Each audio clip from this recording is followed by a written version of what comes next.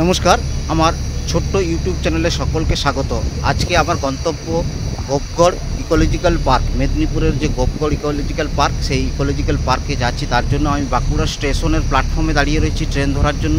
Train কিছুক্ষণের মধ্যেই আসছে, সেই ট্রেনের জন্য অপেক্ষা করছি। তো চলুন আজকে আমার সাথে সাথে আপনাদেরকেও ঘুরিয়ে নিয়ে আসি একটি সুন্দর জায়গা, মেদিনীপুরের গোপগড় ইকোলজিক্যাল পার্ক।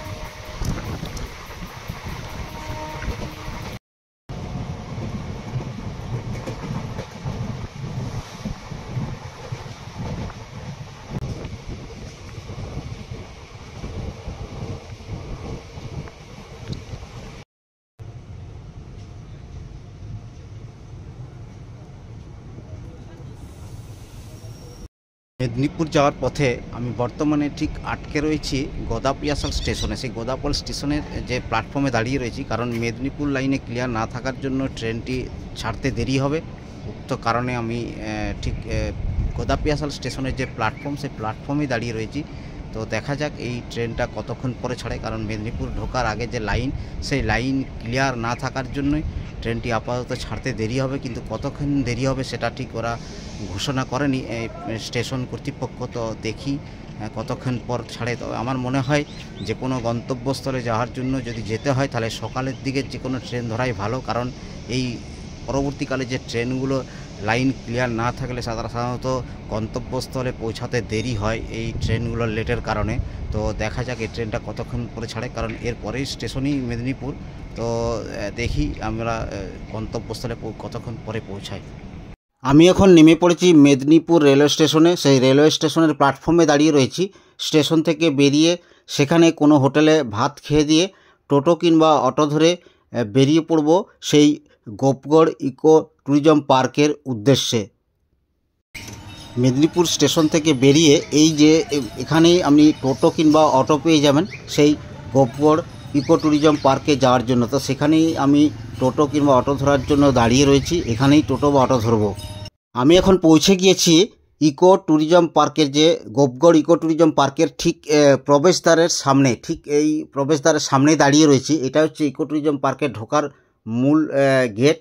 তো এইখানে এই ডান পাশে রয়েছে একটি টিকিট কাউন্টার। সেখানে জনপ্রতি 10 টাকা করে টিকিট কেটে এই প্রবেশদ্বার দিয়ে ভেতরে প্রবেশ করতে হবে এই ইকো ট্যুরিজম পার্কে। দেখতে পাচ্ছেন ডান দিকে টিকিট কাউন্টার, ওখানেই টিকিট কেটে এই গোপগড় ইকো ট্যুরিজম পার্কে ঢুকতে হবে। তো আমি সেখানে 10 টাকার টিকিট কেটে আমি ভিতরে প্রবেশ করছি। তো চলুন ভিতরে এরপরে ঢুকবো। তো তার আগে দেখে নিন এই প্রবেশদ্বারের পাশেই রয়েছে কয়েকটি বোর্ড। এখানে কিছু নিয়মাবলী আছে, যে নিয়মাবলীগুলো আপনাকে মানতেই হবে এই ইকো ট্যুরিজম পার্কে ঢোকার পরে। এখানে বেশ কিছু কড়া নিয়ম রয়েছে, যেগুলো আপনাকে অবশ্যই মেনে চলতে হবে। সো তো এই বোর্ডটা আপনি অবশ্যই চোখ বুলিয়ে নেবেন, ঢোকার সময় দেখে নেবেন এখানে কি কি নিয়মাবলী এখানে চালু রয়েছে। এগুলো অবশ্যই আপনাকে মেনে চলতে হবে, কারণ এখানকার স্থানীয় প্রশাসন থেকে এই বোর্ডগুলো লাগানো রয়েছে। এখানে অবশ্যই আপনি সেটা মেনে চলবেন। অবশেষে আমি পৌঁছে গিয়েছি মেদিনীপুরের সেই বিখ্যাত গোপগড় ইকো ট্যুরিজম পার্কে। সেই ইকো ট্যুরিজম পার্কের ঠিক ভেতরেই আমি রয়েছি। দেখতেই পাচ্ছেন সামনে গেট, ওই গেটের ওখানে পাশে যে টিকিট কাউন্টার রয়েছে, সেখানে জনপ্রতি 10 টাকা টিকিট কেটে ভেতরে প্রবেশ করতে হচ্ছে। সেখানে আমি প্রবেশ করেছি। তো সেখানে দাঁড়িয়ে রয়েছি। আজকে রবিবার, প্রচুর এখানে এসছেন যারা প্রকৃতিপ্রেমী মানুষ, তারা এখানে ঘুরতে এসছেন। আবার এখানকার স্থানীয় মানুষরাও এসছেন এখানে। আমার ইউটিউব চ্যানেলের নামটা দেখে আপনারা বুঝতে পারছেন যে আমার একটু ঘোরার অভ্যাস আছে। সাধারণত সময় এবং সুযোগ যদি দুটো একসাথে আমি পাই, তাহলে আমি সেই সময় এবং সুযোগের সদ্ব্যবহার করি। তার প্রমাণ হচ্ছে আজকের এই গোপগড় ইকো ট্যুরিজম পার্কে আমার আসা।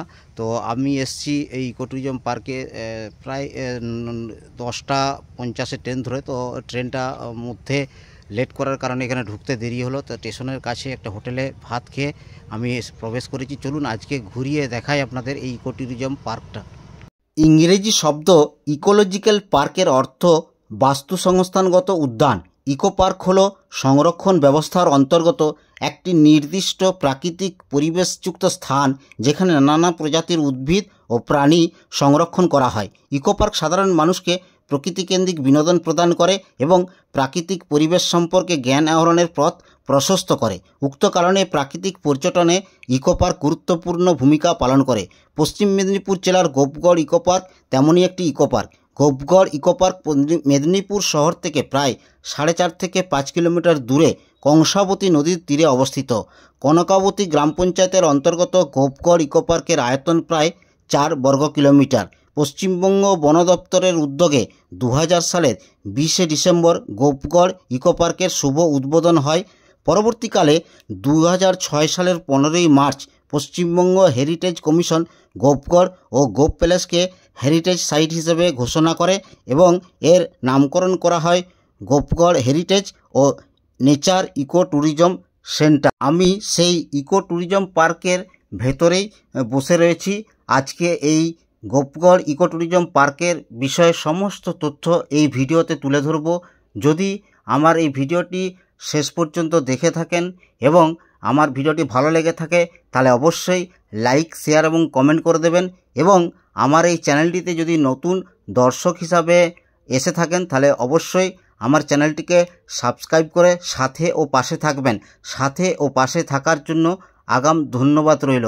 তো চলুন জেনে নিই এই ইকো পার্কের সমস্ত ইতিবৃত্ত এবং সমস্ত এখানকার যে দর্শনীয় যে স্থান, সেই স্থানগুলো সমস্ত দেখি এবং এগুলো সমস্ত এই ভিডিওতে আমি তুলে ধরব। অবশ্যই আমার ভিডিওটি শেষ পর্যন্ত দেখবেন, আমি আশা রাখি। তবে এই ভিডিওটি আপনার ভালো লেগে থাকলে তাহলে অবশ্যই আপনি লাইক, শেয়ার এবং কমেন্ট করবেন এবং আমার এই চ্যানেলটিকে অবশ্যই সাবস্ক্রাইব করবেন।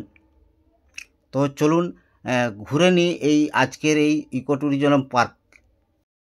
গোপগড় এই ইকো পার্কে প্রবেশ করার পর যে রাস্তা দিয়ে আমি ক্রমাগত ভেতরের দিকে এগিয়েছি, তার দুপাশে রয়েছে ঝাউ গাছ। এই রাস্তা দিয়ে যাওয়ার সময় আপনার কিছুটা হলেও উত্তরবঙ্গের কথা মনে পড়বে, কারণ উত্তরবঙ্গে এরকম অনেক রাস্তা রয়েছে যেখানে দেখবেন দুপাশে গাছের সারি এবং মধ্যে রাস্তা। তো সেই দুধের স্বাদ ঘোলে মেটানোর মতন উত্তরবঙ্গ ঘোরার স্বাদ কিছুটা হলেও এখানে আপনার মিটবে। তো তো সেই এই দেখতেই পাচ্ছেন এই রাস্তা, তার দুপাশে ঝাউ গাছ, প্রচুর গাছ। সেই রাস্তার মাঝেই আমি দাঁড়িয়ে রয়েছি। সেই রাস্তা দিয়ে আমি এগিয়ে যাব আর ভেতরের দিকে কি কি দেখার এখানে দর্শনীয় কী স্থান রয়েছে সেই সব জায়গাগুলো আমি যাব। তো এবং সেই সব জায়গা ঘুরতে ঘুরতে এই গোপগড় ইকো পার্কের যে ইতিবৃত্ত সেটাও আপনাদেরকে এই ভিডিওতে তুলে ধরব।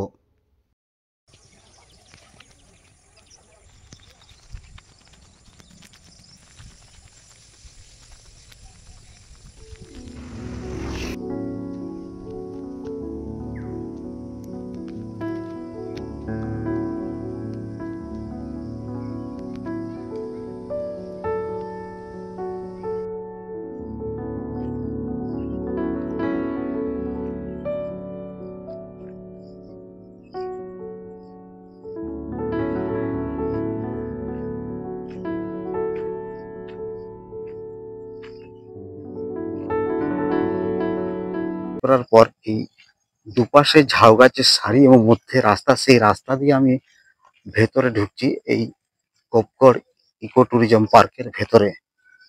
তো চলুন আরো একটু এগিয়ে যাই, গিয়ে দেখি এখানে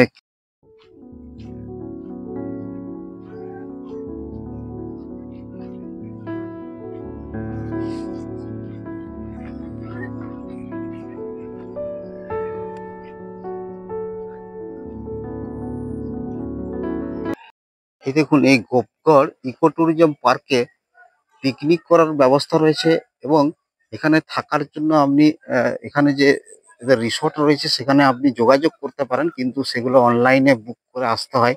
তো এখানে দেখুন কিছু স্থানীয় মানুষ এসছেন এখানে, তারা এখানে বনভোজনে মেতে উঠেছেন। দেখুন এই জায়গাটাতে ঠিক পিকনিকের জন্য নির্দিষ্ট করা রয়েছে। এখানে স্থানীয় মানুষরা বা আশেপাশের জায়গা থেকেও প্রচুর মানুষ আসেন এই শীতের সময়, পর্যটনের সময়। তো এই দেখুন এদিকে কিছু স্থানীয় মানুষ পিকনিক করছেন, আর এখানে এদিকেও কিছু স্থানীয় মানুষ পিকনিক করছেন। তো এই জায়গাটা সাধারণত বনভোজন বা রান্না বান্না করে খাওয়ার জন্য নির্দিষ্ট করা রয়েছে। আবার এখানে একটু আগে গিয়ে দেখতে পাবেন একটা এখানে দোকানও রয়েছে, যেখানে আপনি আগের থেকে খাবার অর্ডার দিলে সেখানে খাবারও পেয়ে যাবেন। ইকো পার্কের ভেতরে কিছু জায়গা নির্দিষ্ট করা রয়েছে যেখানে আপনি পিকনিক করতে পারবেন। তো এই জায়গাগুলো দেখুন পিকনিক করার জন্য নির্দিষ্ট করা রয়েছে। এখানে কিছু দেখুন গাড়ি রয়েছে, যারা এখানকার স্থানীয় কিছু মানুষ বা দূরবর্তী জায়গা থেকে 4 চাকা গাড়ি কিংবা মোটরসাইকেলে করে এসছেন। তারা এখানে এই 4 চাকা গাড়ি বা মোটরসাইকেলগুলো পার্কিং করে ভেতরে ঢুকেছেন, এই পার্কে ঢুকেছেন। তো সেই পার্কটি এখানকার একটি অত্যন্ত একটু সুন্দর জায়গা, যেটা আপনার মনকে মুগ্ধ করতে বাধ্য। এই ইকো পার্কে রয়েছে সুন্দর একটি ফুলের বাগান, যে বাগানে শীতকালে রঙিন সমস্ত ফুলের সমাহার। এই বাগান ইকো পার্কের সৌন্দর্যকে আরও বাড়িয়ে তোলে। 10-12 রকমের গোলাপ, ডেইজি, ল্যাভেন্ডার, গাঁদা, সূর্যমুখী, লিলি, ডালিয়া ইত্যাদি ফুল এবং ফুলের বাগানে উড়ে বেড়ানো প্রজাপতির দল আপনার যে মনকে মুগ্ধ করবে। তো দেখে নিন সেই বাগানের দৃশ্য।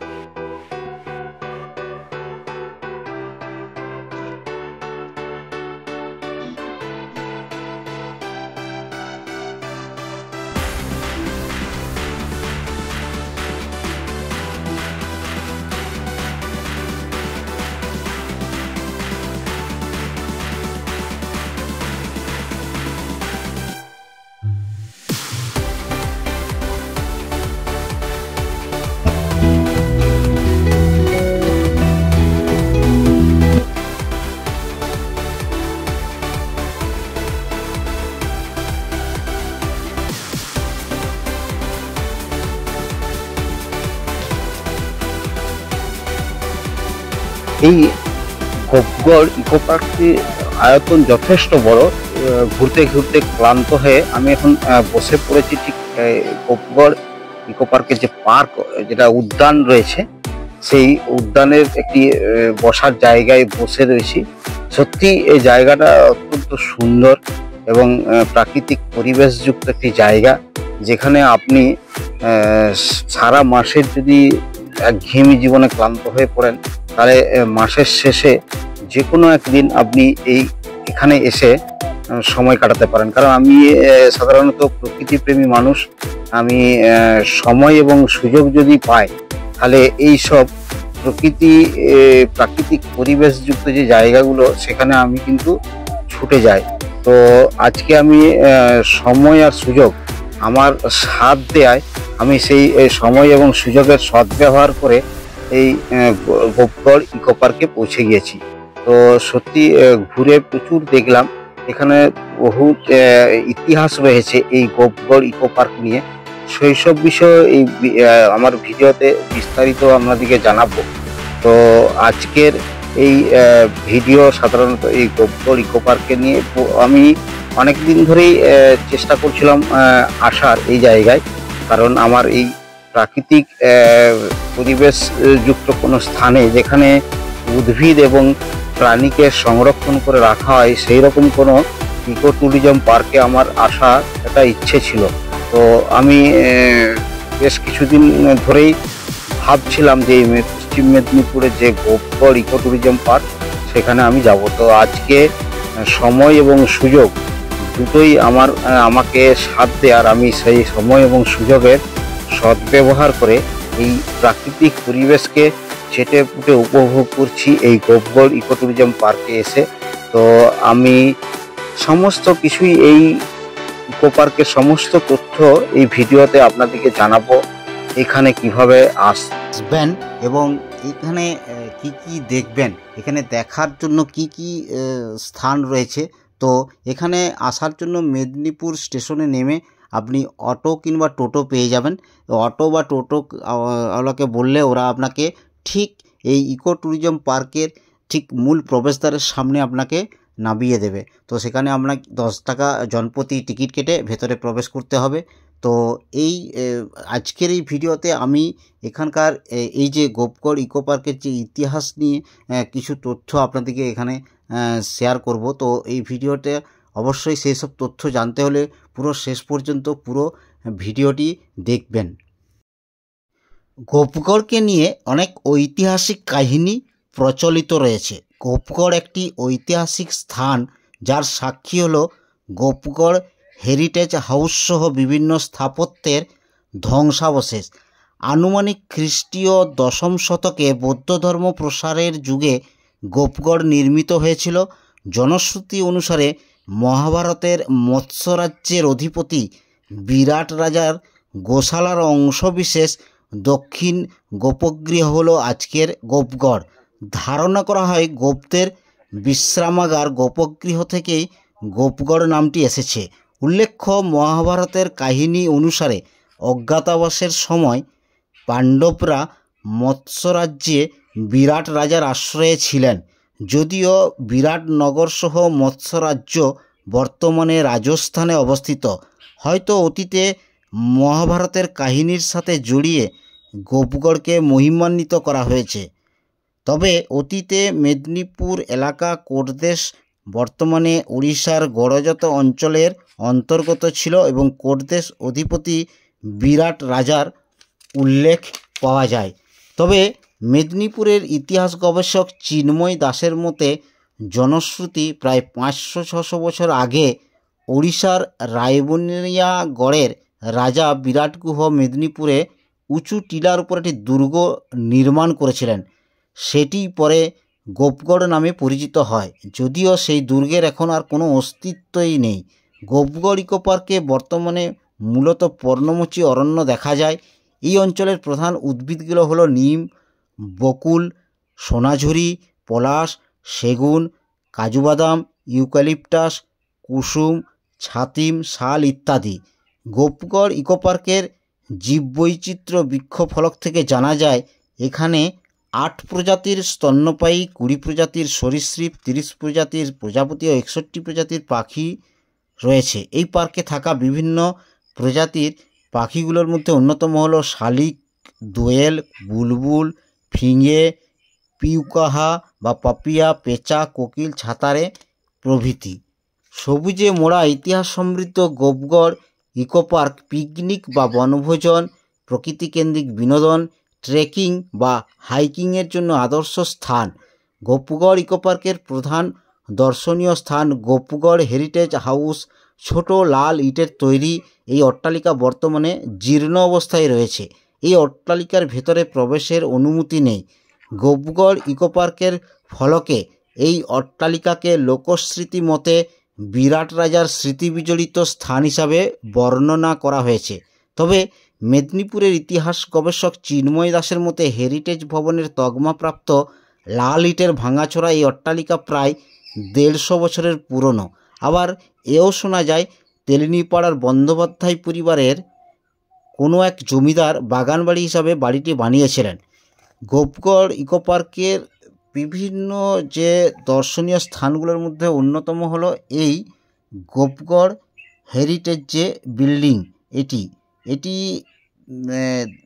জীর্ণ অবস্থায় রয়েছে। এখানে প্রবেশের কোনো অনুমতি নেই, কারণ এখানে এই ভবনটা প্রায় ভাঙাচোরা অবস্থায় রয়েছে, তার জন্য এখানে কোনো প্রবেশ করতে কাউকে দেওয়া হয় না। তো এই গোপগড় ইকো ট্যুরিজম পার্কের মূল আকর্ষণই হলো এই হেরিটেজ ভবনটি, যেটি আপনারা আমার এই ভিডিওতে দেখতে পাচ্ছেন। তো গোপগড় ইকো পার্ক যে সবাই এখানে যদি যান, তাহলে এই যে স্থাপত্যর ধ্বংসাবশেষ এটি অবশ্যই দেখবেন। এটি যদি না দেখেন তাহলে গোপগড় ইকো ট্যুরিজম পার্ক ঘোরাটা প্রায় অসম্পূর্ণ থেকে যাবে। তো এই ইকো পার্কে বিভিন্ন রকমের গাছ রয়েছে, যেগুলো এখানকার সৌন্দর্যকে বাড়িয়ে তুলেছে। এখানে 10-12 রকমের গোলাপ, ডেজি, ল্যাভেন্ডার, গাঁদা, সূর্যমুখী, লিলি, ডালিয়া ইত্যাদি ফুল এবং ফুলের বাগানে উড়ে বেড়ানো প্রজাপতির দল আপনার মনকে মুগ্ধ করবেই। তো গ্রেট ট্রিগোনোমেট্রিক্যাল স্টেশন, ব্রিটিশ যুগে প্রায় সমগ্র ভারত জুড়ে যে গ্রেট ট্রিগোনোমেট্রিক্যাল সার্ভে করেছিল, তারই একটি স্টেশন গোপগড়ে তারা বানিয়েছিল। এই পিরামিড আকৃতির এই গ্রেট ট্রিগোনোমেট্রিক্যাল স্টেশনে গোপগড়ের অক্ষাংশ ও দ্রাঘিমা এবং উচ্চতার উল্লেখ রয়েছে।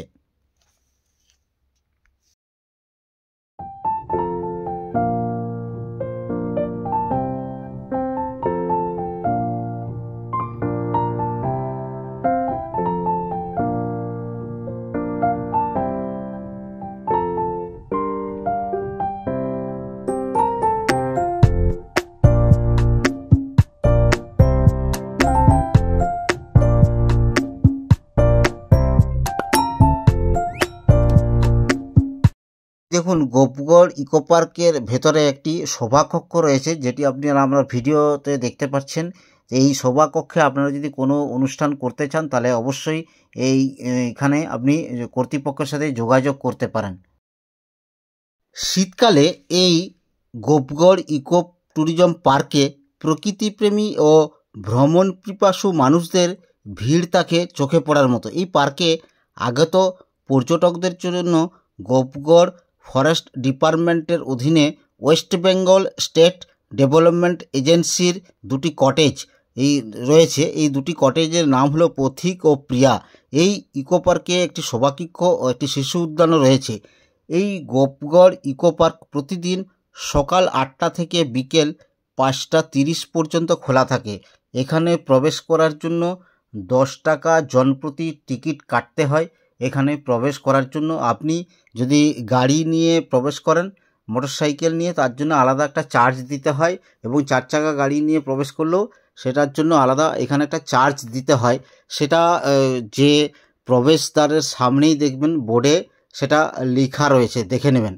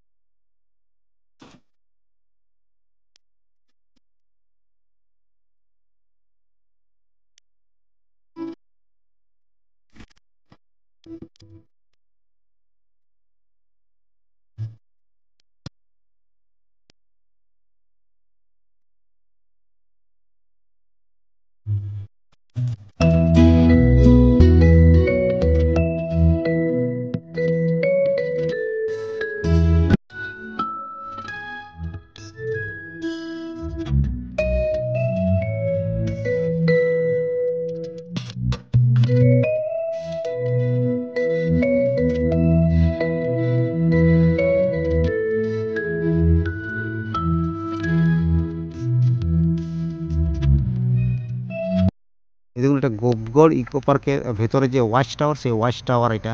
এই ওয়াচ টাওয়ারের উপরে উঠে কংসাবতী নদী এবং এখানকার আশেপাশে সমস্ত দৃশ্য সুন্দরভাবে দেখা যায়। আমি এরপর এখানে উঠবো, চলুন দেখি উপরে উঠে পরে সেখান থেকে কি দেখা যায় কংসাবতী নদী এবং তার আশেপাশে এই এলাকার যে এটা হচ্ছে এখানকার যে কটেজ, সেই কটেজের একটি এটি হচ্ছে এখানে এসি কটেজ, আর একটা এদিকে রয়েছে একটা নন এসি কটেজ। এখানে অনলাইনে এখানে বুক করা যায় এখানে থাকার জন্য, রাত্রি যাপন করার জন্য। এই সব কটেজগুলোতে আপনি থাকতে পারবেন, কিন্তু অনলাইনে বুক করতে হবে আপনাকে এখানে। তো এই কটেজগুলো বর্তমানে বন্ধ রয়েছে, এই সাইটগুলো যে অনলাইনে যে সাইটে বুক করা হয় সেই সাইটগুলো বন্ধ রয়েছে।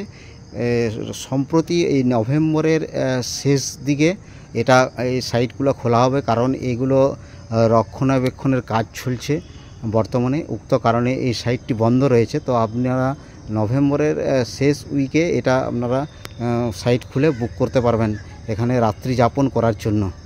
আমি এখন চলে এসেছি মেদিনীপুর স্টেশনে বাড়ি ফেরার জন্য, ট্রেন ধরার জন্য। তো মেদিনীপুর স্টেশনের বাইরে আমি দাঁড়িয়ে রয়েছি। তো সেই স্টেশনের ঠিক মুখেই দাঁড়িয়ে রয়েছে, দেখুন পিছনে স্টেশনে কাজ চলছে। তো সেই স্টেশনের সামনে দাঁড়িয়ে রয়েছি। বিশেষ একটি ঘটনা বলার জন্য আমি শেষে এই ভিডিওটি বানাচ্ছি। তো আমার এই গোপগড় ইকো পার্কে ঘোরার সময় একজন সেখানে কর্মরত এক আধিকারিকের সাথে আমার পরিচয় হয়। 2-3 মিনিটের কথাবার্তা হয় ওই পার্ক নিয়ে। তো সেই পরিচয় হওয়ার পর আমি যথারীতি প্রায় 5:30 বেজে যাওয়ার জন্য আমি রাস্তা ধরে হেঁটে হেঁটে আমি মেন রাস্তা দিয়ে হেঁটে হেঁটে টোটো বা অটোর জন্য আমি হাঁটতে শুরু করি। তো হঠাৎ করে দেখি সেই আধিকারিক, যিনি আর্মিতে চাকরি করতেন কিন্তু বর্তমানে এখানে কোনো কাজে সে নিযুক্ত রয়েছে, সে মোটরসাইকেল নিয়ে আমার রাস্তার দুদিকে তাকাতে তাকাতে আমাকে দেখতে পায় এবং আমাকে যথারীতি ডেকে নেয়। আমি অবাক হয়ে যাই যে তার সঙ্গে আমার 2 থেকে 3 মিনিটের আলাপ, তাতে সে আমাকে চিনতে পারে এবং আমাকে রাস্তাতে ডেকে গাড়িতে চাপায়। গাড়িতে শুধু চাপায় তাই নয়, তিনি আমাকে স্টেশন পর্যন্ত ছেড়ে দেয়। সত্যি তার আন্তরিকতায় আমি যথেষ্ট মুগ্ধ।